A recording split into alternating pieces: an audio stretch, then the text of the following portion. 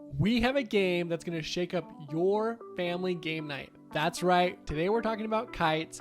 This game, since we got it back in December, we have not been able to put down. And we teach it to everyone that we can. And they always ask us, Trevin, Monique, where can we buy this game? It's so awesome. So we're going to talk about it. First off, Monique, tell us about this game. What is it? What are you doing? And then we'll get into why we like it. Okay, so preface, it is phenomenal. Basically, the setup of the game is a couple of sand timers, like the ones that you got at the dentist to brush your teeth for 2 minutes. But the catch is that each of these sand timers have a different amount of sand, so they all end at a different time. And for the game to go around the table, each of you are playing colored kites, and you're trying to match these cards and flipping the timer over, respectively, to the colored card. And so it's kind of like a crazy craze going on because I'm putting down a red card and flipping it over, but the next person might only have red cards. And so then the timer is on the short end and it's a panic. Basically, like she was saying, is you're just trying to keep the timers from running out the whole time. That's the goal of the game. That's how you win. That's how you beat the game. And you're trying to get through every single card, and it is crazy. Every time I bring it out and I explain it to someone, they're like, oh, this sounds so simple. And I'm like, I know. And then we play and we lose, and I go, simple, right? And they go, oh, I just didn't understand. I'm like, no, you're supposed to go as fast as you can. Like, it is such a big thing. And you have to watch all the timers. It is so much fun. Yeah, I think definitely, like, my hand-eye coordination definitely gets messed up because I reach for the blue timer when I'm needing to get the purple timer, and then the time is running. Yeah, it's so true. This game honestly just has such great moments of just pure chaos because people are flipping timers, people are going out of turn because they're so excited. Like, it is crazy. And it's so like much the fun. perfect amount of like anxiety. Yeah. At least I think so. It doesn't stress you out too much. Not too much, but like enough that I'm standing at the table. That's true. Something awesome that we always love is the artwork and design of a game. And this game has hit it on the point. They have such creative designs for each of the kites that it keeps you entertained when it's not your turn, but don't get too close into the details because your turn's coming up really soon and you got to be able to flip over your timer. Yeah. One thing that after we had first initially got the game, I was like, okay, this is going to be super easy.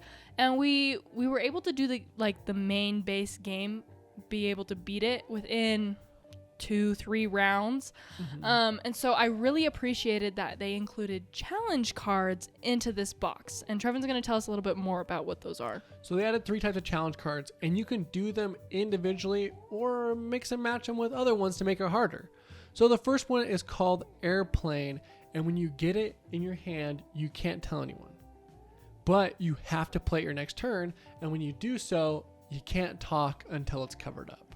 And originally I was like, okay, that's not a big deal. But when the red timer's running out and no one else sees it, then you lose. Yeah. And I loved this card personally. I love putting this one in the deck because it really helps the group work together. And I love that about this game.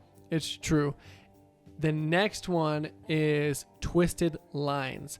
So this one, or Crossed Lines, sorry. This one, what happens is, as soon as you get it, you yell out, cross lines, and you have to wait till you come back to you, and then you play it, and then everyone switches cards with each of their neighbors. So you get new cards you didn't know, and then you got to go off your turn. Then you got to keep going. So the planning you were doing is completely blotched. It's gone because you're trying to switch lines as fast as you can, so you might get rid of the card that you actually needed on accident. Mm-hmm. And so it's super fun and super crazy, and some people go too slow and it takes up too much time, and the timers run out because of it. It's true. The last one is a storm. So when you pick up the storm card, you yell out, "A storm is coming!" And then you have to wait. Then on your next turn, you play it. You see the clouds rolling in. You see the clouds rolling in, and then you play it, and every single timer has to be flipped no matter what. And it's crazy because every timer's flipped, which means if they had a lot of time, well, now they have no time. And it's crazy fun. And the challenges, you're like, oh, Trevin, those sound so simple. Okay, buy it and try it yourself, because it's not. It's so hard. It's It true. is so difficult, especially when you're playing with a 5-year-old. He doesn't understand sometimes. One essential rule we forgot to mention that I just remembered is when you run out of your deck of cards out of the draw pile, there is one timer, it's the white timer, that no longer can be flipped over.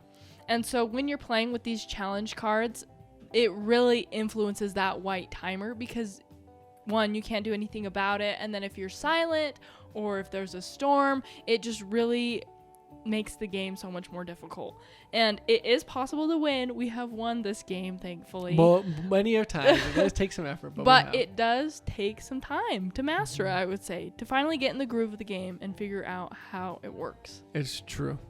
This game is so incredible. We have really enjoyed it and loved it. And honestly, like I said, you can play with people who are 5 years old and older. It is so much fun. As long as your child can like match colors, go for it. You're good. It might be a little bit of a stumbling block, but I've read the rule book. There's an easy mode. You can take out some of the timers and some of the cards to make it easier. It would be so fun with just a group of little kids and have them all go crazy. They would about go it. crazy. It'd be so much fun.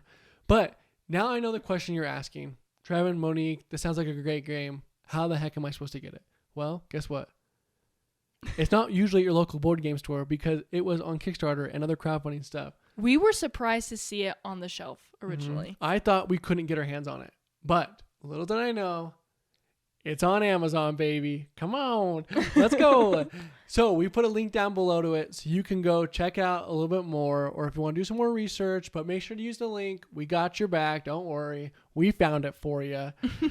But if you have any questions, don't be afraid to drop them down below. But I also want to know, what's your favorite family game? This probably is our favorite family game. I would say so. But what are you bringing out at family night? What are you bringing out when you play with all your friends and family? What spices it up? Yeah. And if you don't have that spice, and if you tell me it's phase 10, I'd like you to find something spicier.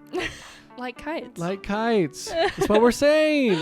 Anyway, we just want to remind you as well of our giveaway at 1,000 subscribers. We're giving away a game called So You've Been Eaten, and we are so excited to tell you about it sometime soon. But remember to subscribe and like this video, and we'll see you next time.